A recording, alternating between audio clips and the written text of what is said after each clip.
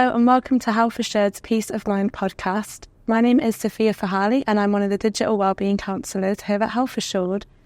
Today's monthly topic is on burnout, disconnect and setting boundaries. I think it's a topic that's incredibly important to talk about. It's a lot that we see coming into the therapy room, a lot of people struggling with. And I'm really excited to be here start today with Melissa Dhillon, who's a performance psychologist. She's going to be sharing more of her insight into this field, more of the coaching element into working into this. So yeah, I guess let's get straight into it, Melissa. Thank you so much for coming down today. No, thank you for having me. No, of course. And, before we get started, I want to first hear a bit more about you, about the work that you do in this field.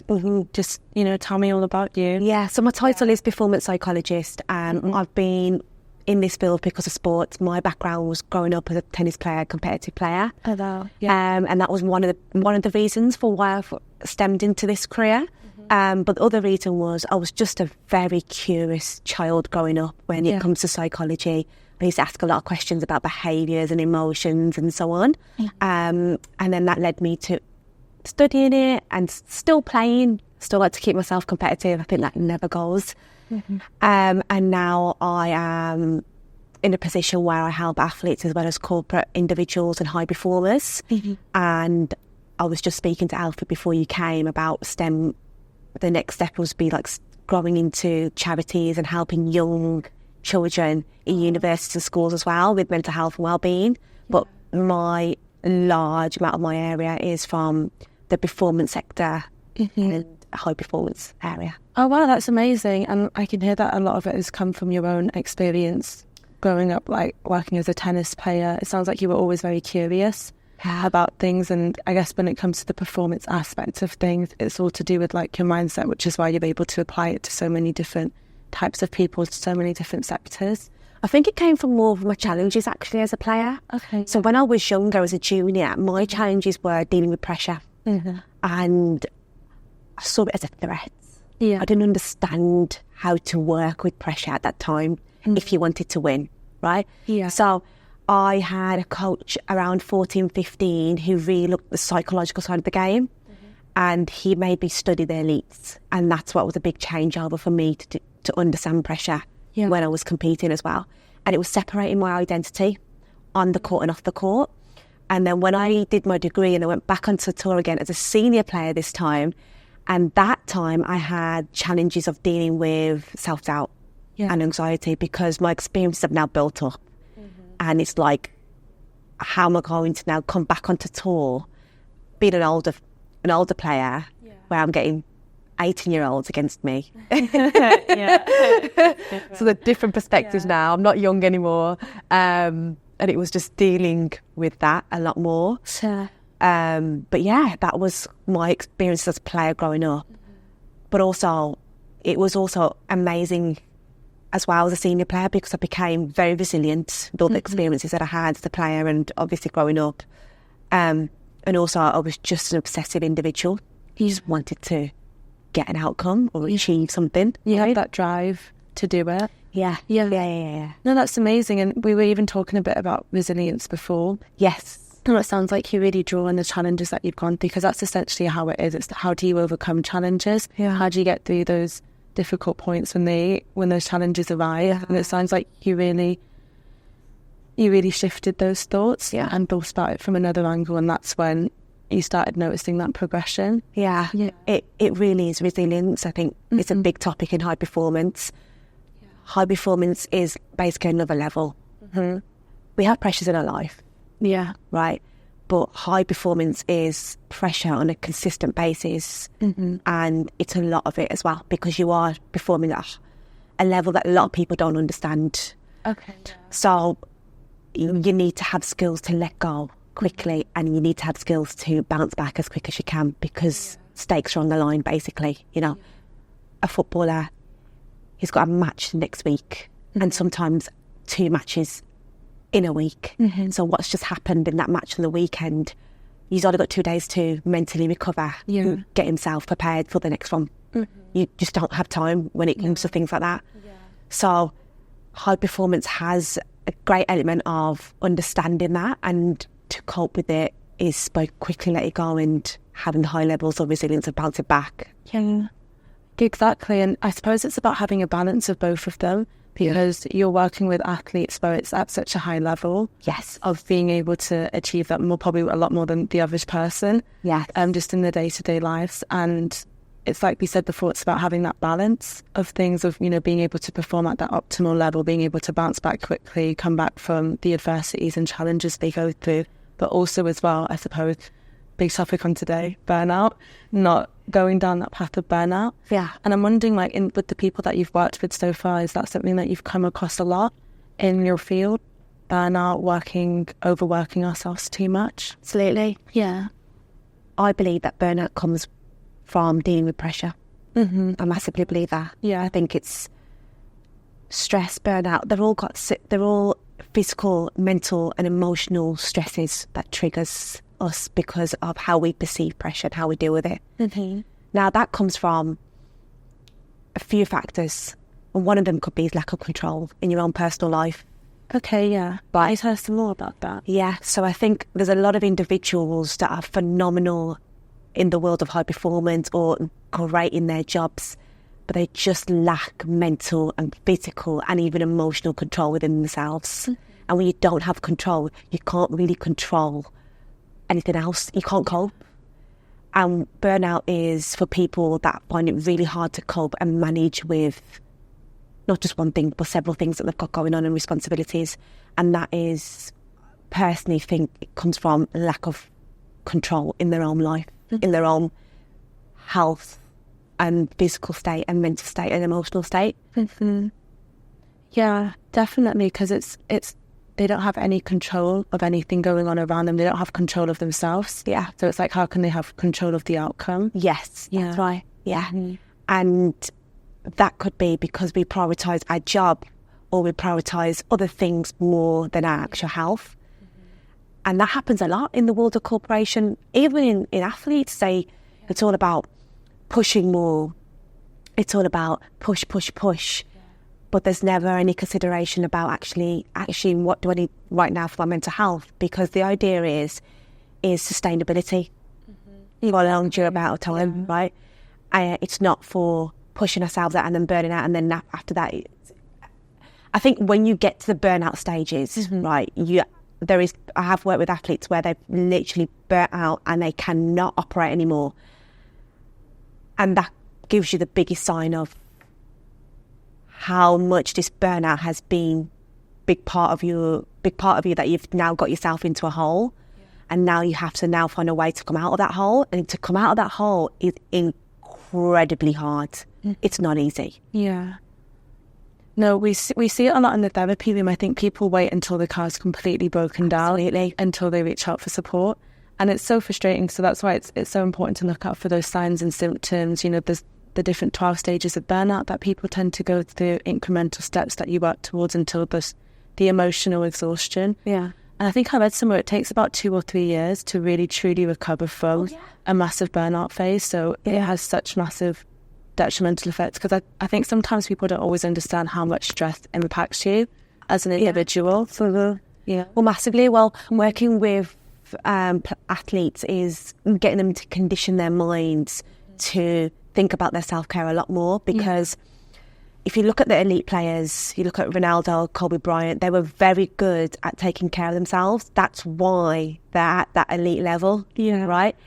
So when working with these athletes is to make them understand is that, yes, we are in a world where sports, there's not enough time in sports. We're in a world where everything is statistic-based and results-based, but that doesn't mean it's true. If you take care of yourself really well in life, you have to accept that you're going to get pressures in life. You have to accept that things are going to come your way, but you'll be absolutely great at dealing with that if you take care of yourself first from every standpoint. And that's why these athletes that are at the highest levels, they take care of themselves in such a way that anything that does come their way, they're so good at coping with it and dealing with it, that they don't deal with the physical stress and the mental stress that a lot of people deal with for 2 or 3 years. And then when they crash, like you said, takes them about another 2 or 3 years to come out of that. Yeah. No, I'm so glad you've said that, because I think when it comes to self-care nowadays, you know, I see it a lot in therapy. A lot of people, they just don't look after themselves. Yes. And it's like, what are you sort of waiting for? They keep going and they keep going, and you say, okay, when was the last time you had a night for yourself? When was the last time you didn't feel that amount of stress? What is it you can do for yourself right now? And they don't know. They literally don't know, because they don't have that tool bag of coping methods. So I'm really glad you said it, and even to hear that these high achievers, you know, these top performers in that physical sense, need that rest. It's really good that you've mentioned. What's one of like your common themes for why people need to be burnt out in your sessions? I think it can depend on a few different factors. I think with some individuals, sort of personality wise, I think if you have more of a people pleasing tendency, right, which I have in the past, and I'm still dealing with that nowadays, but I think if you have more of a people pleasing tendency, right, you know, your boss says, can you do this? Can you do this? You're like, yes. Right. And then you don't actually think about if you actually can manage that. Okay. So I think people that tend to have more people-pleasing tendencies, they can't say no. Yeah. People with a lack of boundaries. Yeah. A big part of it is boundaries. Yeah. I think the number one thing if you're dealing with work-related stress or any type of stress is thinking about how you implement boundaries. Right. In it. Yeah. What about you and your... Well, on that point, I totally agree with you about personality. Yeah. So there's some individuals that are more sensitive than others, just from a personality type, and that honestly, that's got to do with their environment and their culture and how they've grown up. Yeah. And that has an impact of how they deal with pressure and stress and things around them. And there's some individuals that are so great at dealing with stress. Yeah. And again, it's everyone's different. It's individual differences that you can't say, well, because they've had this and they've had that, it works for them. It really is like how you've been brought up and what you've had around you. But I do massively believe that a personality and character, which are slightly different but very similar. Mm-hmm. Personality is how you are being perceived by others. Character is your attributes and your behaviours that you can change over time. So very similar with personality. And I think these characteristics can be changed. Just because you're highly sensitive or you've come from a highly sensitive background does not mean that you're going to be like that for the rest of your life. Yeah. Right.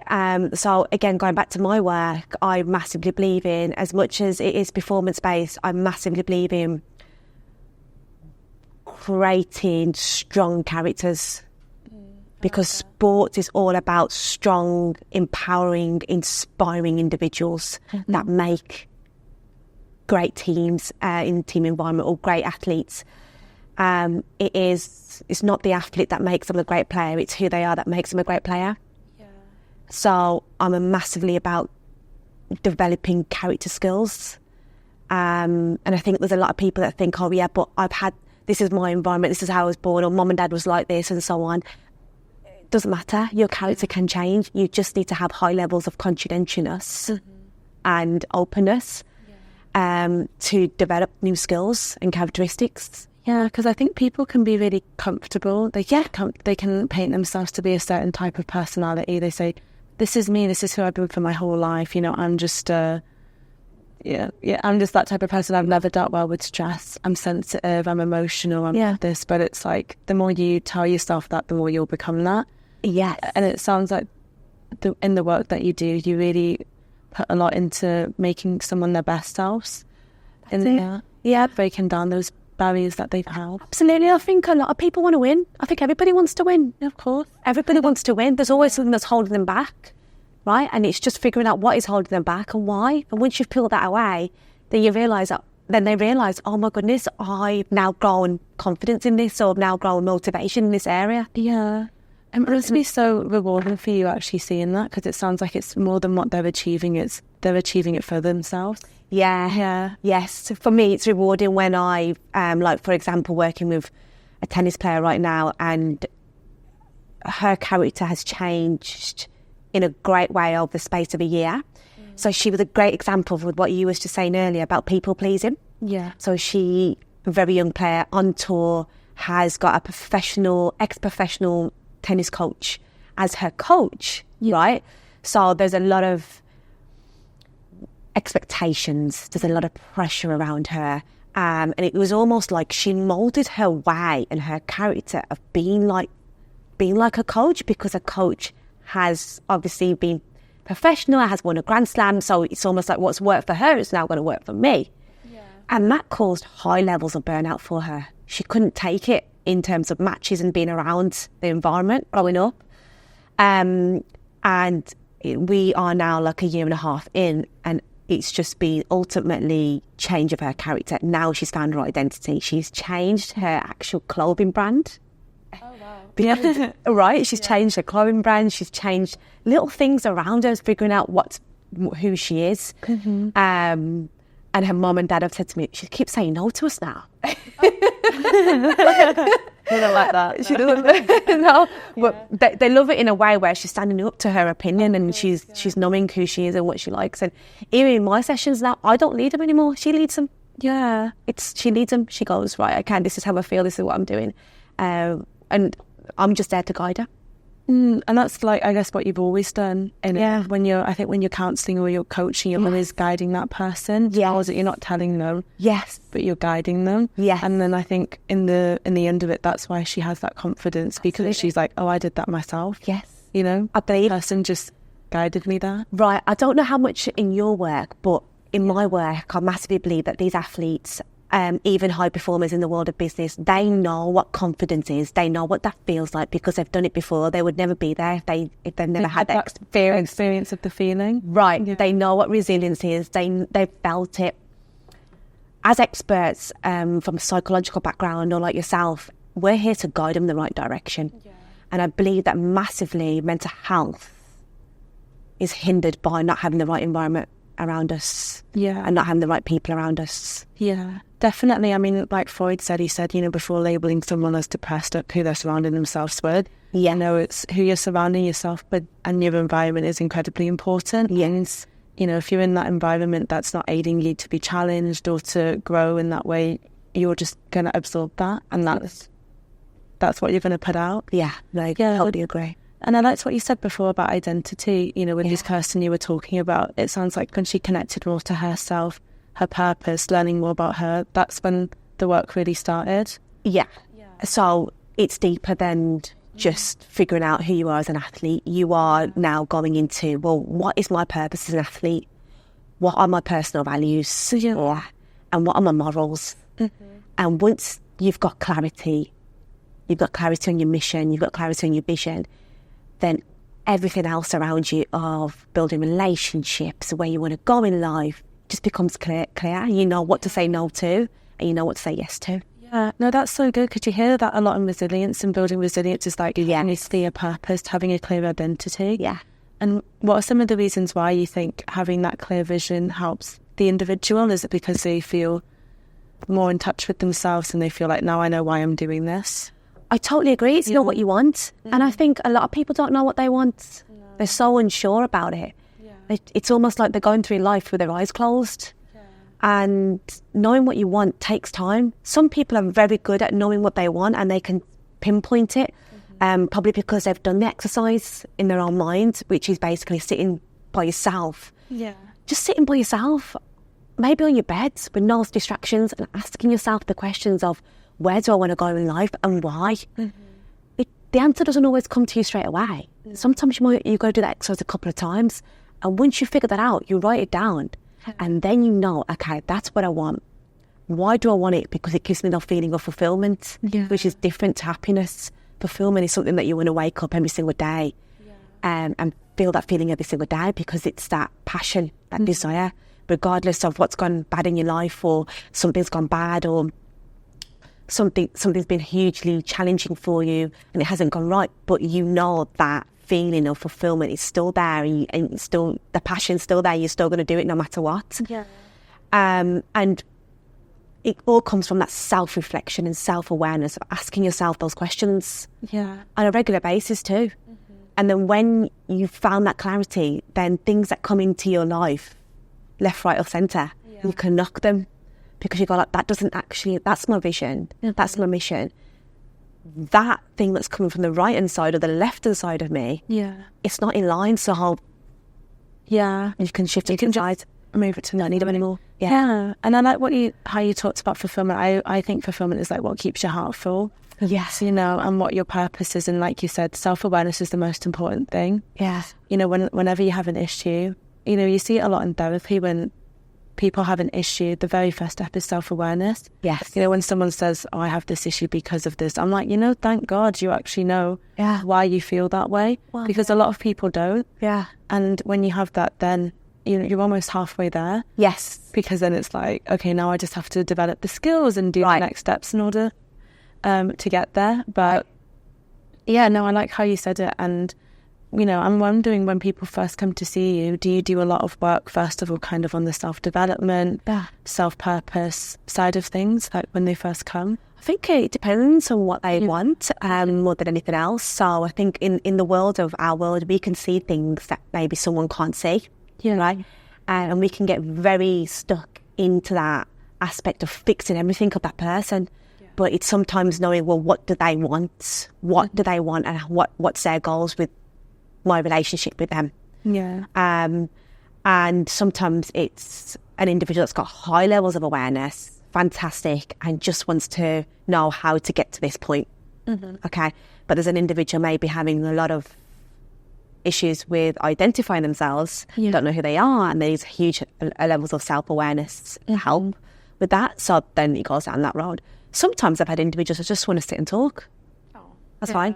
I think the biggest question I ask a lot of athletes is, well, especially when they've lost or things haven't gone their way, how do you want me to help you? Do you want comfort right now, or do you want a solution right now?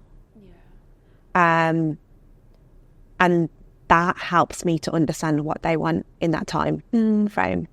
Yeah. Especially when they've lost or things haven't gone their way. Yeah. And there's some individuals that have said, actually, from my experience, a lot of individuals have said comfort. Yeah. But some have said, I want comfort and solution. Yeah. It's so important to sit with it. And I actually think that question could be applied to so many different types of relationships. Yeah. Like as a manager, in relationships as well. Do you want a hug, or do you want to be told what you need? I think in the world of high performance, but I generally think not just in high performance, it applies to everyone. I think there's a lack of empathy. Yeah. There's a lack of empathy, and we see things from the outside and we just assume them from our judgments or our assumptions, but we lack the skill of empathy, understanding someone. And I guess truly listening to someone. Yeah. Because when you ask that question, it's seeing what they need right now and listening to what it is they want. Yeah.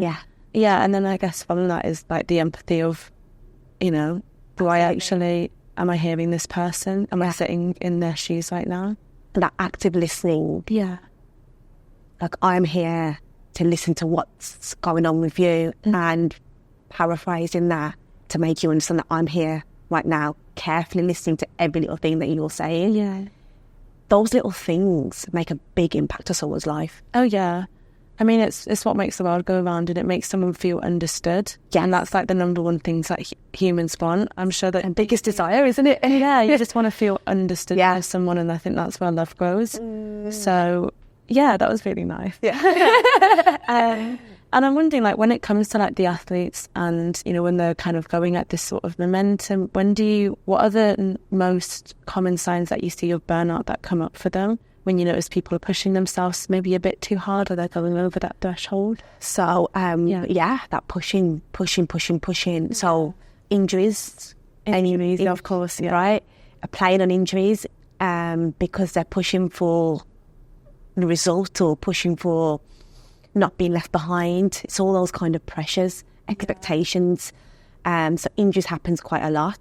Relationship problems as well. Okay, yeah. Right, it can infiltrate their lives. Yeah. Oh, yeah, massively. When they're in that state of burnout, it has an impact with their coaches, it has an impact with people around them, social media as well. Okay. That kind of an aspect of it, because it is, like I said, it's dealing with pressure, but these pressures that they mostly have are coming from external sources, from anything else. It's not truly theirs. It's not. Yeah.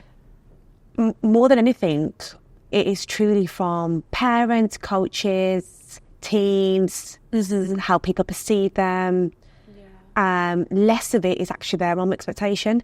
But that does play a big part, because what happens is a lot of athletes do this. They set a goal that is like so big, right? So big, but it doesn't match their skill. So I'm talking like a really big goal that doesn't match their skill. So they put a huge amount of pressure on themselves, but it has to match. Your challenge and your skill have to match, where it is pushing you and it's slightly making you uncomfortable, but it's not putting you in a place where you're putting high levels of pressure on yourself that you no longer can take it. And that goes back to what I said very earlier, where they lack, then they can't control it, because the goal is huge, it's humongous. And by the way, this is different to a dream. So the goal and a dream is totally different.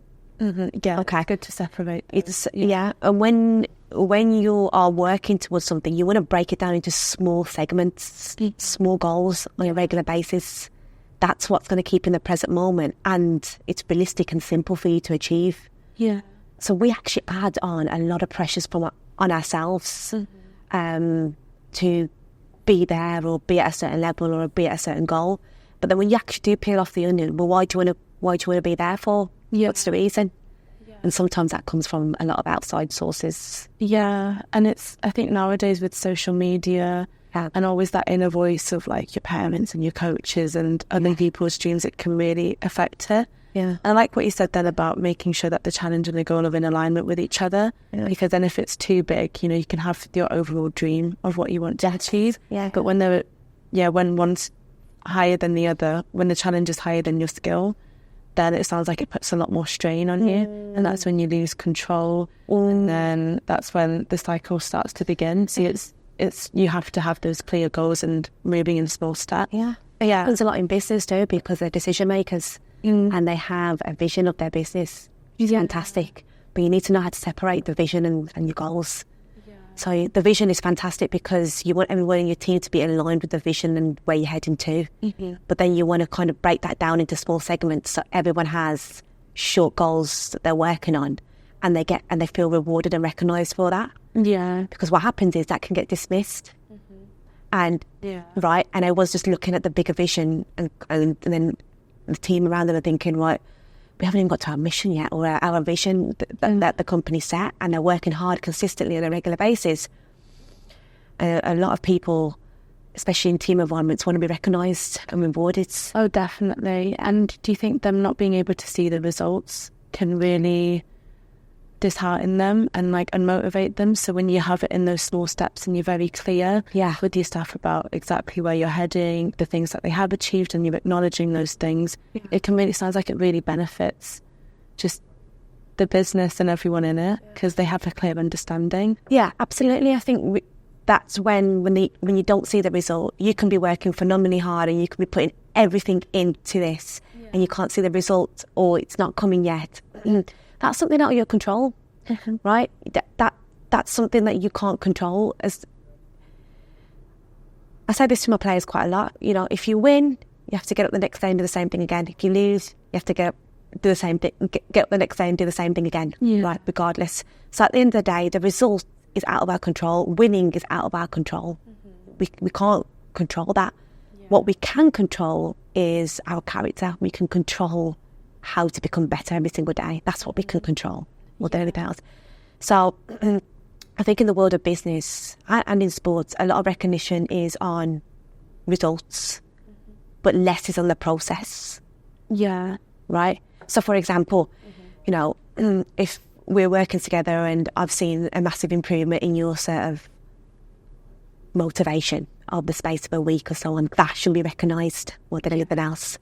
You've been motivated in the space of a week or two. That's something that should be recognised. So how would you feel after that? Yeah, I mean, just to be recognised is to have your work heard. Yes. Yeah. Or your work ethic. Yeah. I mean, it's gratifying and it's motivating as well. It makes you want to keep going. Yes. Yeah. And then you start valuing that as a person. You stop and not valuing on the results a lot more. Yeah, because you care more about what you're doing rather than something external. It's internal. That's right. Yeah. And then it becomes an internal focus. And that's one of the biggest things that I think there's a massive challenge It's a massive challenge in the world of high performance business and sports. It's always about the external focuses, what people around you are doing, what the boss is thinking, what the manager's doing, what the social media, what social media is going to say, coaches, mentors, but that's going to be around you regardless. Yeah. You can't control that. Yeah. And I suppose the more focus you put on those external things, the more out of your control it is. And that's when you can lead to high levels of burnout. Yeah, because it starts that spiral, doesn't it? You put yourself into that spiral, Yeah, and it sounds like a big part of it is the mindset that you're in around it, the way that you're looking at things. Yes. And what would you say, like, are the good sort of the traits of a resilient person in that environment? So a resilient person is an individual that can accept a situation fairly quickly, that allows them to let go fairly quickly as well, and is able to bounce back. Yeah. Right? Now, I believe in that sometimes over a situation, everyone gets setbacks and challenges and traumatic experiences, and our emotions are not to avoid, it's to actually let it express and accept our emotions at that time. And genuinely, I don't know if you've heard about this, but 72 hours for your emotions to settle before making a decision. Yeah. Right? Yeah, exactly. Because you can't, our emotions, we might be feeling really pain on the first day. The next day, we're probably angry about it. And as the days go on, our emotions do settle. But the general is 72 days. So from a situation or a scenario that has not been great, a bad experience, a challenge or anything, giving yourself 72 hours before they make the decision from that is the best thing. Oh, yeah. You can't be too emotional when you make big decisions, that you got to let the fire settle. Absolutely, yeah. And then you can look at it in an objective way instead of letting it be subjective with your emotions. Yeah, because you're more on the emotional than the logical side of your brain, and then you don't tend to make the best decisions. Yes. You know, I'm sure we've all been in that situation where we've been angry, and then we look and we've maybe shouted at someone, and we look back a few days later and you're like, maybe I didn't have to. Maybe I was a bit emotional. And that self-awareness, like what you're just saying there, and that self-reflection in that time period. And then after that, what happens then is generally people carry on feeling their emotions or leave it or avoid it, the situation. Then it's about actually, right now, how we're going to solve this. Yeah, I think that's so important you said that, because I think that it's important for you to sit in your emotions and to acknowledge them and process them, maybe notice any triggers, things like that for you to work on. But then it's like, how long do you want to sit in this for? Yeah. What are you going to do next? Yes. Yeah, great. So it's about doing both. It is. And you don't want to consciously suffer. No. So what I mean by that is it's really funny. I'm going to tell you this story because I've just come back from Athens and I was sitting in the car, my cab on the way to the airport, and one of the cab lady was talking about her experiences to me. All of a sudden, like randomly, it was just something that we connected on. Yeah. And she said to me, I had a massive water bottle in my hand. And she goes, so she just said to me, it seems like you don't drink or you don't smoke. I said, no, not really. And she goes, well, I smoke. And she was really open with it. I smoke, I drink unhealthily. I eat unhealthily. I drink unhealthily. I have coffees all the time and so on. And as she started to open up, it was actually her experience with her mum. Okay. And that was something that was holding her back from stopping smoking. That was her biggest challenge. And she was almost like scared to tell her mum that she's smoking, because if she does, mum's going to be absolutely angry at the fact that she's smoking. Yeah. And mum's got 3 rules with her kids, and one of the rules was, I don't want my kids smoking. But I said, actually, you are, you're stopping that habit. You're not helping yourself by not telling your mum that. So she's actually consciously suffering on a daily basis, feeling guilt, shame, because her mum doesn't know that she's smoking, instead of actually confronting the situation and telling her mum about it and getting the support from her mum, because everybody goes through something. Yeah. Right? But that conscious suffering that she was dealing with is then stems into other parts of her life, which is her relationships with her children. She was talking about that. which is her relationship with food, and then her relationship with coffee as well. Yeah. She was like, I'm 3-4 coffees a day, and they weren't small coffees; they were quite massive, big ones. Yeah. So, and she was like thinking, I've got bad eating habits and so on, but that wasn't the fundamental of the problem. That was more of the surface. That was something that you could solve quite quickly. Mm-hmm. The fundamental, the core problem was her relationship with her mum, and dealing with that and confronting that. And I think a lot of people go down the road of avoiding, and then you suffer. Mm-hmm. And then it gets worse and worse and worse. Yeah. And then you lead into bad habits because you're trying to find small things to make yourself feel good, pleasurable, which was the eating habits for her, or the smoking, or the coffee. Yeah. But it's not sustainable. No. And I think everyone is running away from something. Yeah. And the more you run away from something, the more you, like you said, it's like a knock-on effect. It's like a domino effect, and it leads on to the bad habits in your relationships just because you're running away from that core issue of her relationship with her mum. Yes. But then it's like if she addresses that, those things are going to lift off because they're just an after effect of her not confronting that. That's it. Yeah. And I think that's it's a big thing. It's like looking in that mirror, right? And looking in that mirror and saying, this is the information I can see in front of me, accepting that, and asking yourself, well, how can I become better today? And what do I need to solve? Exactly, yeah. And it's so interesting hearing you talk about it from a coaching perspective, because it's so similar to how, you deal with it in therapy. Of, a lot of people are so scared of avoiding, and even when people call in or come to a first session, like, we always say it's so good that you've actually made this first step. Yes. The fact that you're here today, that you've come to the session today, shows that you're ready to make that first step into addressing the things that you've been running away from, or the things you've been avoiding. Because I think it's easier to do that than to confront it. But in the long run, it's detrimenting you more by avoiding it. Yeah, totally agree. Yeah. Oh, nice. Yeah. And I wanted to touch on as well about boundaries. Yes. So I know that that's obviously a big topic, and I think when it comes to resilience, like you said, we talked a bit about those that don't have those good boundaries with other people. It tends to affect their work a lot. Yeah. What's kind of been your view in the field that you've been working with when it's come to boundaries and the types of boundaries people first come in with? Yeah. So I tend to get different personality individuals. It depends, obviously, it's quite broad. It is, yeah. But people pleasing is one of the biggest ones. Definitely. It is one of the biggest ones. So people pleasing comes from actually understanding yourself as a person. And setting boundaries, again, comes down to understanding who you are as a person, what you're going to accept and what you're not going to accept. Yeah. So people pleasing individuals are more about what other people are thinking about them. And that's the biggest thing that holds you back as a person, because that's not who you truly are, really. Mm-hmm. You're just mending and moulding yourself into an identity to what you want the world to think of you. Yeah. Right. Mm-hmm. But instead of actually thinking, this is who I am, this is the kind of person I am, if they don't like me, that's completely fine. Like, it's fine. I like who I am. I'm comfortable in my own skin. So setting boundaries comes from knowing who you are, who your identity is. That's clear. Having that and knowing yourself is really, really big. Knowing what you want as well. Okay, it's massive as well. When you know what you want, you can go no. You can say no to a lot of things and yes to a lot of things that are in line to you as well. And I also believe is knowing your beliefs and values. Yeah. And making it clear, what are your values, what are your personal values, what are your beliefs around that. And once you've made that clear, setting boundaries is for you, it's very easy. Yeah, and it's all kind of built on identity and self-awareness. And it's like you said before, when it comes to people being people pleasers, it sounds like it comes from a big place of insecurity. Yes. They say, I feel like I have to do this for someone else so that they will like me more. Yeah. Because I don't actually like myself, and I can't gratify myself enough to do that. That's it. Yeah. I think a lot of things come from starting within yourself.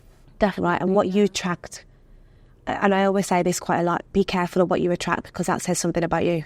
Right. Yeah. So it's a very big word. It's actually one of the biggest things of how you can start working with yourself, and what you attract and who you attract says something about you.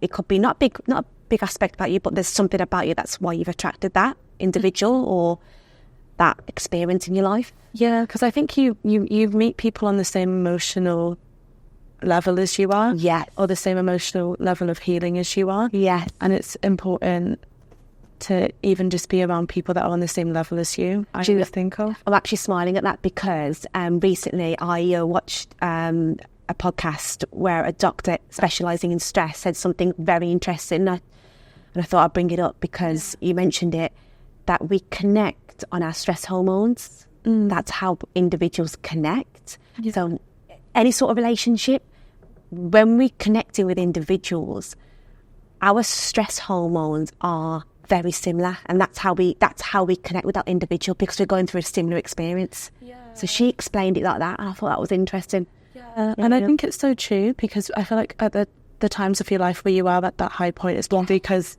there's something inside of you that's connecting with that other person. That's what's drawing you together. Yes. Yeah. That was interesting. Yeah. And you see it a lot with the high achievers or the most resilient. They tend to have the best relationships with others. They tend to have strong boundaries. Yeah. And it's not just that. There's more to it. They're very good at understanding their intuition.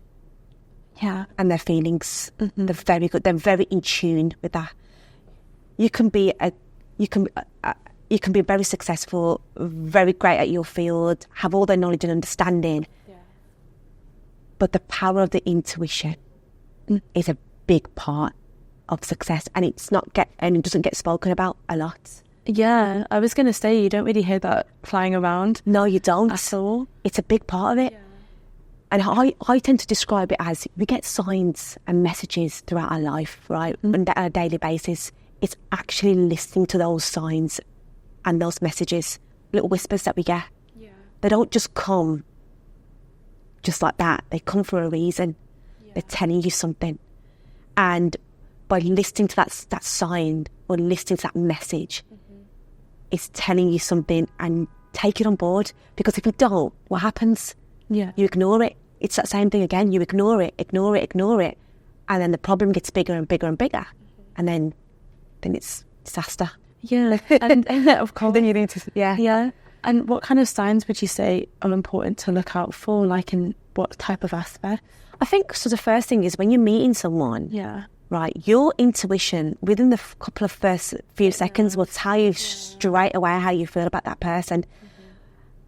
We ignore it because of our conscious mind. Our conscious stops us from ignoring it.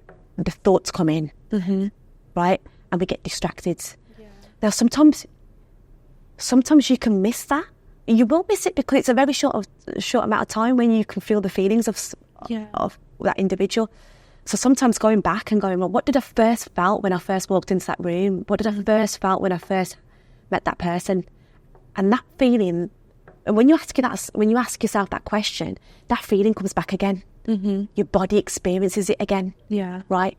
And then that tells you, that was literally my gut feeling telling me that about, and it was right, and it's always right.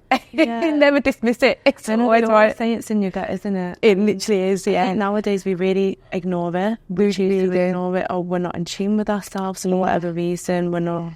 I think a lot of us are disconnected from ourselves. Yeah.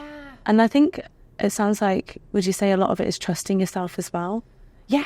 Oh, yeah, absolutely. Yeah, definitely. Trust is a big part of it. Yeah. That it is. And that disconnect that you just spoke about, the reason why we are disconnected with our intuition is because of all the other experiences that we're carrying that we haven't actually cured.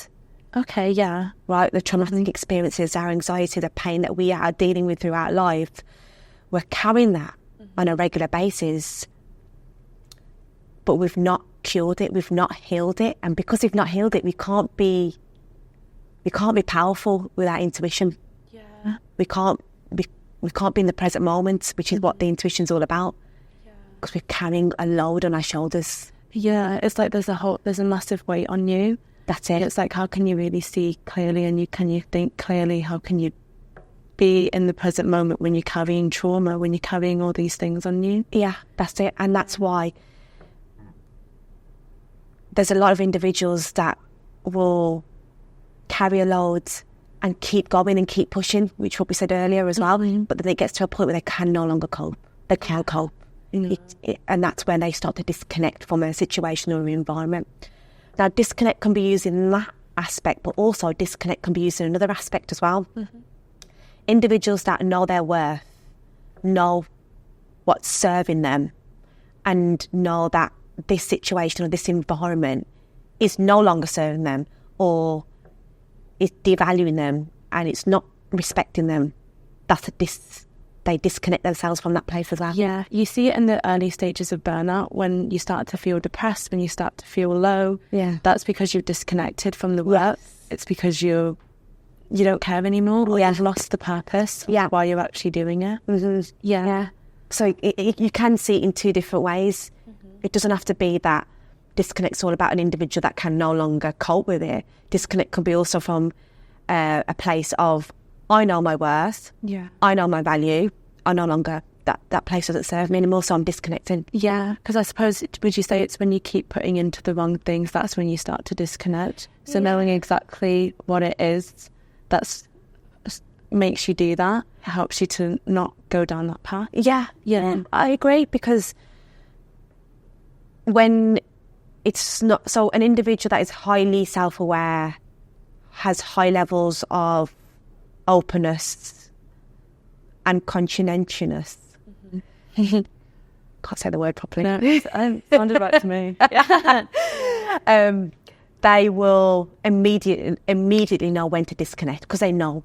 Yeah. They know their value, they know their worth, right? I suppose it's that intuition that's telling them. That's it, yeah, straight away. And they know what they want, they've got clarity. Now, an individual that will find it hard to disconnect is an individual that can't cope. And they will keep pushing until they feel ultimate burnout, that is no longer, can't do it anymore, it's not sustainable. Yeah. And they were like, right, I no longer do it anymore, so I've got to disconnect. Yeah.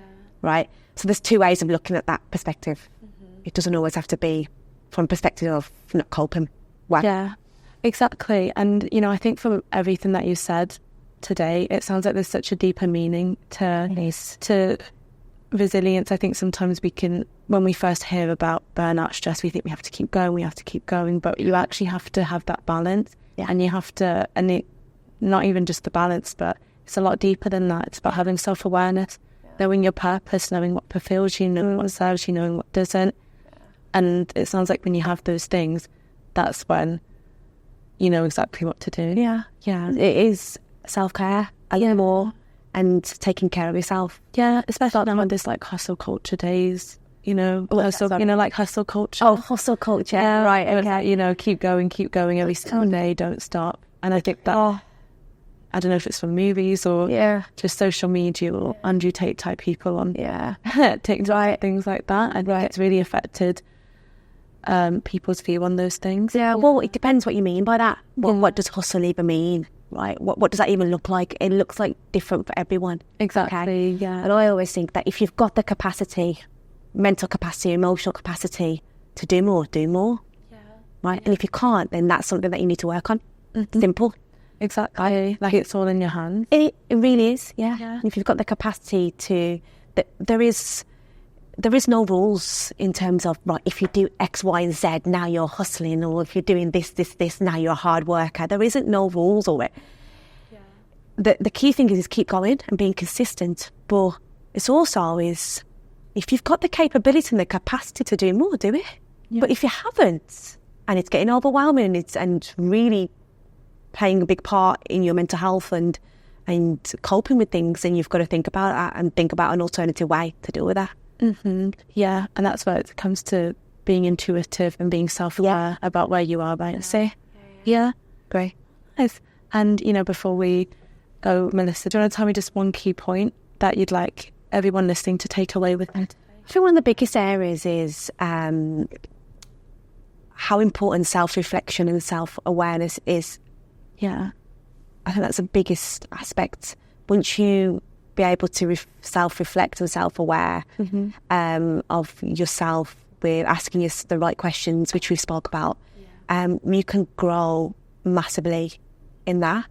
The power of intuition is huge, and I think that's something that we should not dismiss and look into it.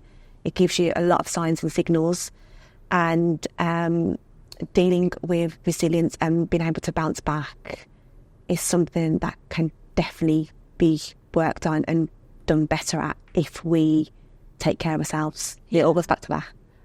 No, I really enjoyed that, and I think it was so important for people to actually hear that, because I think there's a really big misconceptions when it comes to it. So I think you've done really well in explaining it clearly from like your standpoint. And no, thank you so much for coming down today and talking to us about everything. No, thanks for having me. No, really appreciate it.